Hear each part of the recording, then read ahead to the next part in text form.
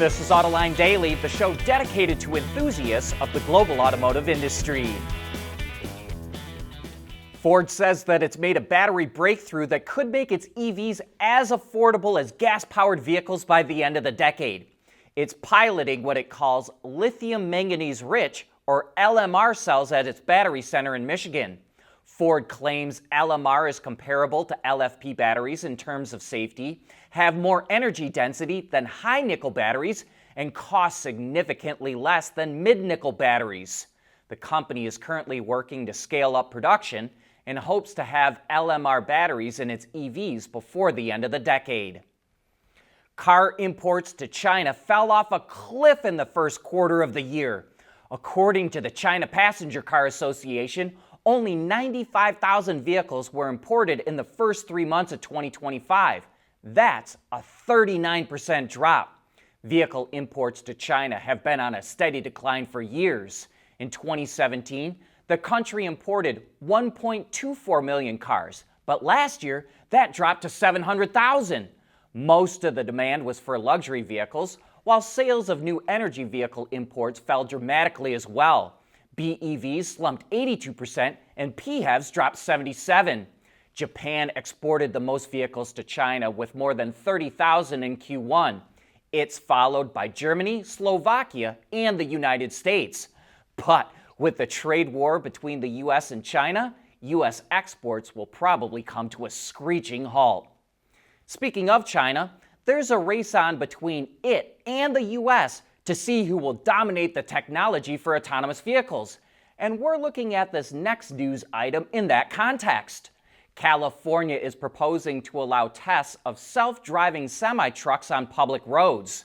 Tests would be limited to specific routes that are legal for the size, weight, and loading of the vehicles, which would not include most city streets. California is also proposing to update rules for autonomous tests of light-duty vehicles. All companies will initially be required to hold a permit to test with a safety driver on board, and then they can apply for permits for driverless testing and deployment. To apply for a permit for driverless testing, companies will be required to complete at least 50,000 miles of tests for light-duty vehicles, and heavy-duty trucks will have to conduct at least 500,000 miles of self-driving tests. The proposal will require companies to report more data to the state for disengagements, vehicle immobilizations, and hard braking events. California will hold a public hearing in June on the proposal. Two-tone paint jobs seem to have seen a surge in popularity, especially with electric vehicles. But it's not necessarily an easy process to pull off. You first have to paint the vehicle in one color, then bake that color until it's dry, then tape off the area where the second color will be applied, then put the vehicle back on the production line again to get its second coat of paint and another round of baking. But Renault says it's the first full-line manufacturer to use a technique called jet print paint that eliminates most of that process. By taking the typical spray pattern of 30 to 45 centimeters or 12 to 18 inches down to 1 to 50 millimeters or 0.03 to 2 inches, the second coat of paint can be applied without taping or masking off parts of the body. Nor does it need to be sent down the line and baked for a second time. Renault did have to create a new dedicated paint booth that's fully integrated into the production line to pull this off. But it says it can paint the hood and roof of a car in just 6 minutes.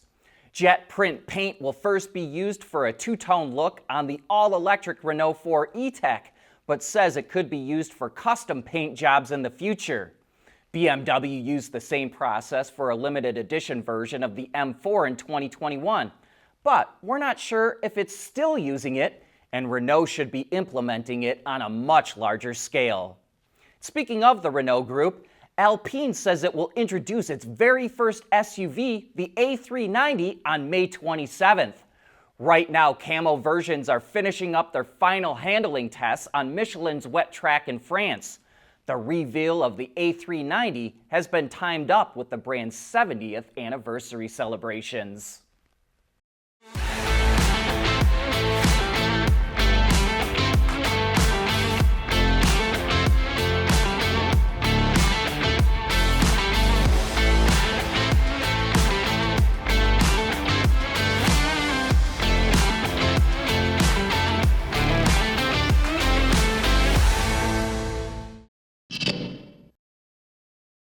The Dodge Charger was one of the 10 most stolen vehicles in the U.S. last year. And if it wasn't for Hyundai and Kia not installing engine immobilizers on some of their models, the Charger would have likely ranked higher. So Dodge is offering owners of Hemi-powered 2018 to 2023 model year Chargers and Challengers a new theft deterrent system. They'll be able to set it up so the vehicle won't start unless the correct sequence of buttons are pressed. And the two-factor authentication could be almost anything. For example, when I was still working as an automotive tech, we had a customer with an old 5.0 Mustang that wouldn't start unless you pushed in the cigarette lighter and turned on the high beams. Dodge says you can have up to 4 different sequences for multiple drivers, and it's Wi-Fi connected, so it can be turned on and off remotely. The Start Defender can be ordered now for $700. Continental Automotive has a new name. Now they call it Aumovio, sort of a combination of automotive and mobility. As we reported earlier, Continental, one of the biggest automotive suppliers in the world, decided to keep its tire business and spin off the rest of its automotive operations. And so the rest of those operations are now called Aumovio. You've all heard the rule of unintended consequences. Well, here's an automotive example. Gentex is an automotive supplier based in Michigan that dominates the global market for self-dimming car mirrors. But Gentex has stopped shipping mirrors from Michigan to China because Chinese customers are canceling orders due to the retaliatory tariffs that China put on U.S. products. And so, instead of President Trump's tariffs creating more U.S. jobs, here's an example of where they'll be doing exactly the opposite. Okay, time to go over the results of our latest poll. We asked you your thoughts on Yoke-Steering wheels. Tesla and Lexus have offered them, and it looks like Mercedes will offer one starting next year. But so far, they really haven't been popular with customers. 10% of our members said they've used a yoke wheel and think it's fantastic. 16% said you haven't used one yet but can't wait. But the overwhelming majority, 62%, said no thanks to a yoke wheel. And the remaining 12% said none of the above. We also had some great feedback. Kyle Robinson had this to say: I prefer the steering wheel in my Cybertruck. It's a good compromise between a round steering wheel and a yoke. My opinion is, for a yoke or Cybertruck style steering wheel to be effective, variable ratio steer-by-wire is required. Keith Mensing said, had a Hyundai K4 as a rental car this week while traveling across Kansas. Its steering wheel is flat on the top and bottom, and I couldn't get used to that. I don't think my mind is ready for a yoke. Ricardo Rodriguez replied, I think I'd love it when I get a vehicle with digital variable steering. Then there would not be any hand-over-hand required. And we'll give the last word to Tom Kane, who said, quote, I'm interested, but can't make a call since I've never driven with one. I want a center console mounted joystick that can be driven from either front seat. And you know what? I like the sound of that too. And we want to thank everyone who participated. And remember that our polls are open to viewers with Autoline memberships on YouTube and Patreon. If you'd like to join, just look for a link to Patreon in the description box, or you can click the join button on our YouTube homepage. But that wraps up today's show. Thanks for watching.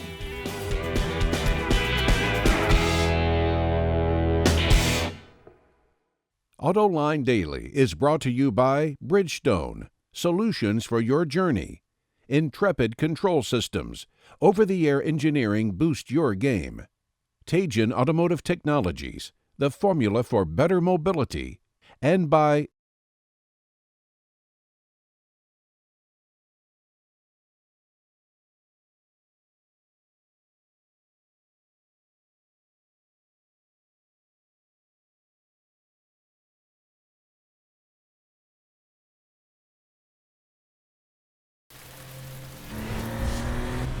knowing that a little rain won't slow down your day. That's what really matters. Bridgestone Turanza Quiet Track tires. Confident control in wet conditions. There's nothing wrong with heavy metal. Hey, lighten up. But with world-class composite material, Teijin Automotive Technologies makes vehicles lighter, safer, and more eco-friendly.